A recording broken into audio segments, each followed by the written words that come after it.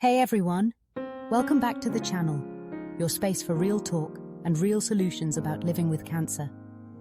I'm so glad you're here today because we're diving into something personal, something that doesn't get enough attention. How to keep intimacy in your sex life alive when you're battling the exhaustion that comes with cancer treatment. I've been there, feeling like my body's betrayed me, wondering if I'd ever feel close to my partner again. It's a tough spot, but here's the truth.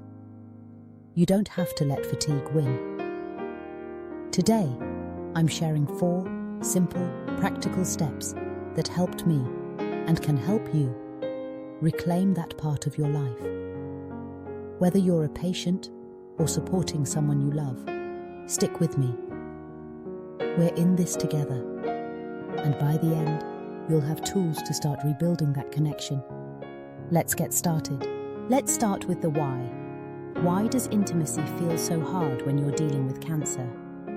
Fatigue isn't just feeling tired after a long day. It's this bone-deep exhaustion that sticks around. I remember days when getting out of bed felt like climbing a mountain, let alone thinking about being close with my partner.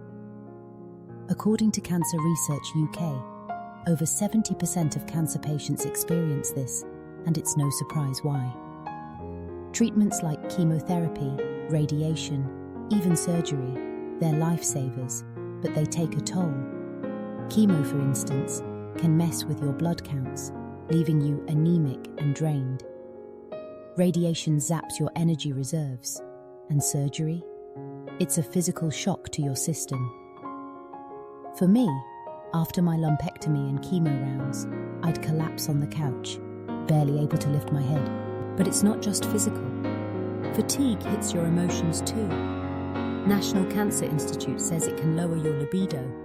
Your hormones might be out of whack, like testosterone dropping in men or estrogen in women after treatments.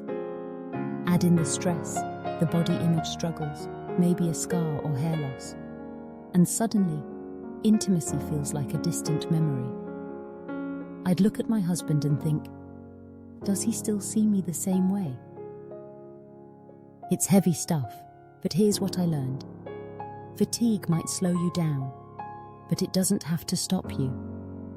There are ways to work with it, not against it. Let's break it down with some steps that actually work. Step 1 might sound a little funny at first. Schedule intimacy. I know, it's not exactly the stuff of romance novels, right? But hear me out. When you're exhausted all the time, waiting for that perfect spontaneous moment is like waiting for snow in July. It's not coming. After my chemo rounds, I'd be wiped out by evening, barely able to keep my eyes open. My husband would give me that look, and I'd just think, not tonight. But then we tried something different. We started picking a time when I had a bit more energy. For me, it was Saturday mornings. I'd sleep in, have a coffee, and feel human again. And the American Cancer Society backs this up. Your energy ebbs and flows during the day, even with fatigue. Maybe you're better after a nap, or right after breakfast before the crash hits. So, sit down with your partner and say, hey, how about Friday evening? I'll rest up, and we'll make it our time. It's not just about setting a date. It's about giving yourself something to look forward to. I'd mark it on the calendar, and it felt like a little promise to myself. One time we planned a quiet night, just us, some music, no pressure. And it was the first time in months I felt that spark again. It doesn't have to be perfect. It just has to be intentional. Step 2 is about keeping things easy on your body. Try low-effort positions. When you're fatigued, the idea of anything acrobatic is laughable. I mean, I could barely lift a grocery bag, let alone get creative in bed. But intimacy doesn't have to mean high energy. After treatment, my husband and I started experimenting with simpler ways to be close.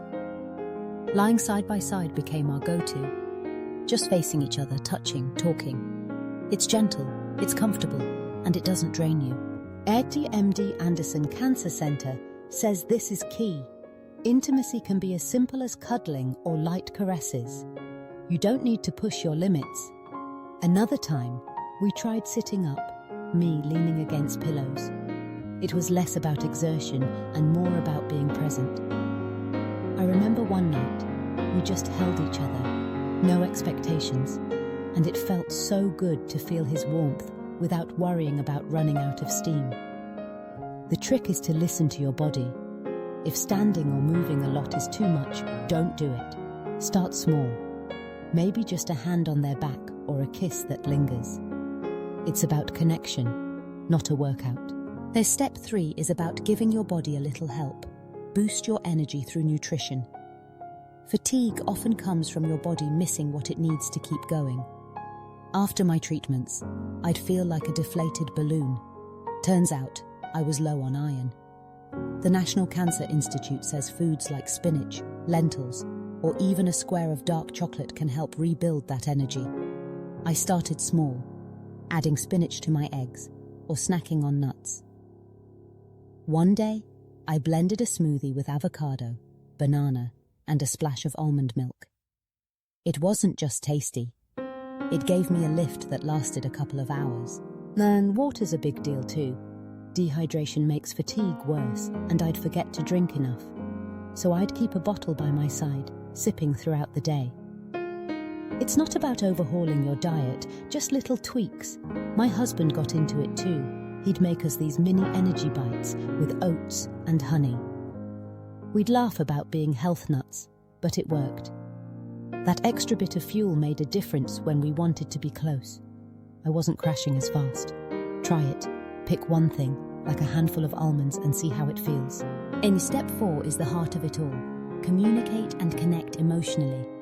Fatigue can make you feel distant, not just from your body, but from your partner too. I'd shut down sometimes, too tired to explain, and my husband didn't know how to help. Then I started talking. I'm wiped out, but I miss us. Can we just be close tonight? It was awkward at first, but it changed everything. Cancer Research UK says couples often avoid this conversation, but opening up lifts that weight. If talking's hard, write it down. I did. I'd scribble, I feel ugly with this scar, but I want you to hold me. Showing him that note broke the ice. We started small. A quiet dinner, candles, no big plans. One night, he just held my hand while we watched a movie, and it felt more intimate than anything physical. It's about rebuilding trust, letting them in. Tell them what you need, even if it's just a hug.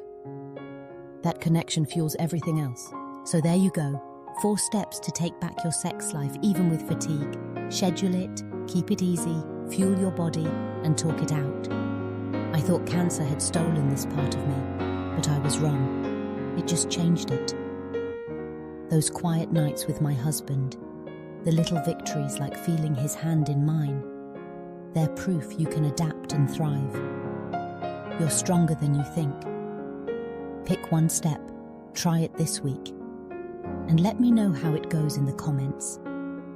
I read every one. Hit like if this helped, subscribe for more, and share it with someone who needs it.